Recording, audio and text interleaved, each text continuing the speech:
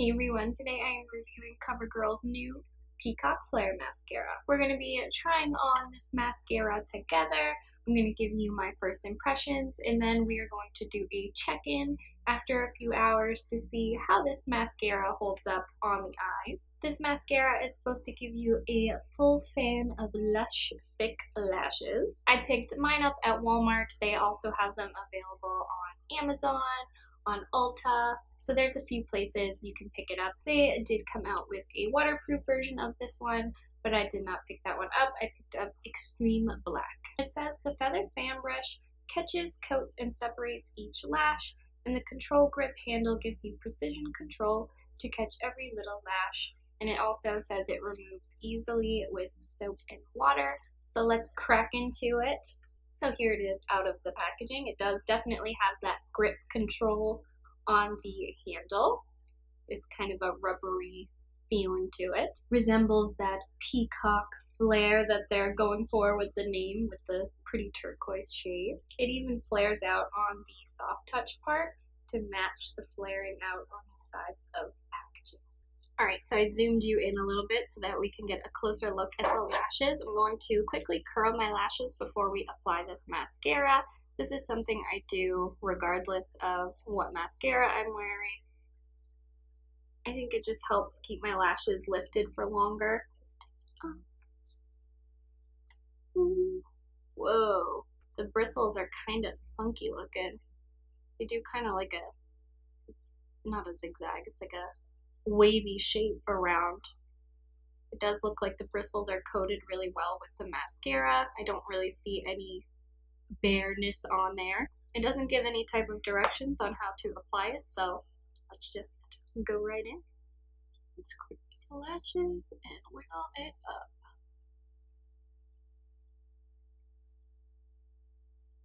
I'm seeing length.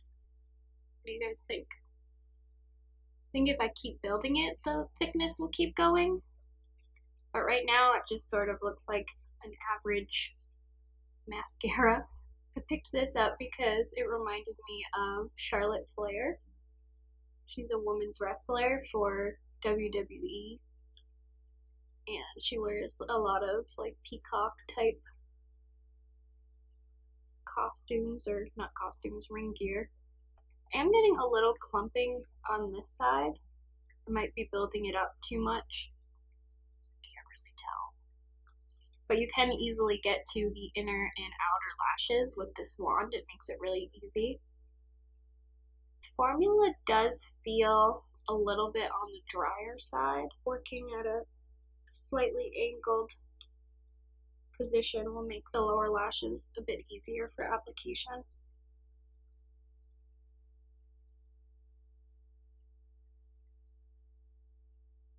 It is definitely extreme black. I think my lashes look pretty, but I don't think they're as thick as I was expecting them to be. But it's also not a very heavily bristled brush. It's got those very short rubber bristles that aren't very, very close together. They sort of are. I mean, they've got that weird wavy shape to them. So I can kind of see how the wand isn't really going to create that full fan effect that they're claiming. I just think you need longer, more dense bristles for that to happen. Okay to use on the lower lash line. It's not so big. That's one thing with bigger, more dense brushes, is sometimes they're a lot harder to use on the lower lash line. I'm not really seeing a lot of clumpage now, so it's sort of melded into the lashes, which is nice. Because it did look like it was going to be a little on the clumpy side. Am I amazed by this?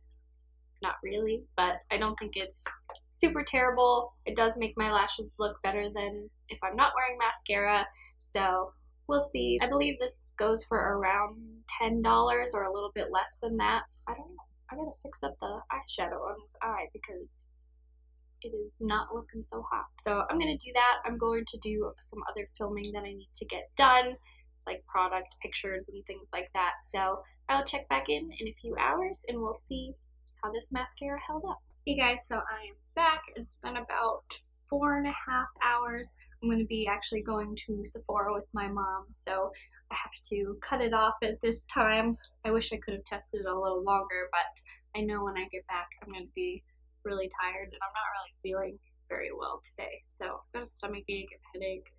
Anyway, you're probably just wondering about my mascara, so let's check it out. I will zoom you in. So I took a short nap, I had some lunch, put a sweater on because it's freezing cold, and took my hair down. Let's see how my lashes are looking. I don't see any flaking, really. It's up right here. There's one little speck, and that's really it. So that's a good sign.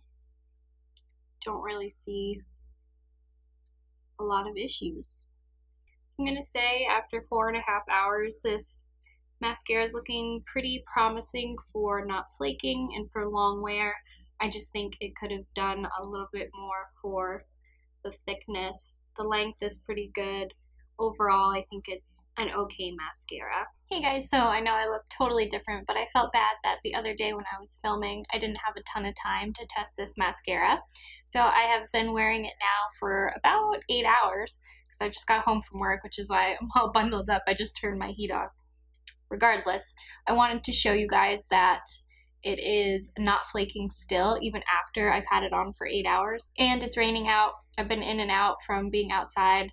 So, like, it's pouring right now. I will say my lashes don't look as full as they did, which is kind of weird. And it looks like the color might have faded a bit, but they still look pretty good. And the fact that it's not flaking, even though I feel like it's more of a dry formula, I'm starting to like it more and more. The rest of my makeup might not look as fantastic. It's been a long day. But I did want to just pop back on here and share with you guys what the mascara looked like after a longer amount of time. So hopefully this is more helpful to you. Please remember to like, share, subscribe, and comment. I love hearing from all of you. Let me know your thoughts on this guy right here, and I will see you in my next video. Bye everyone.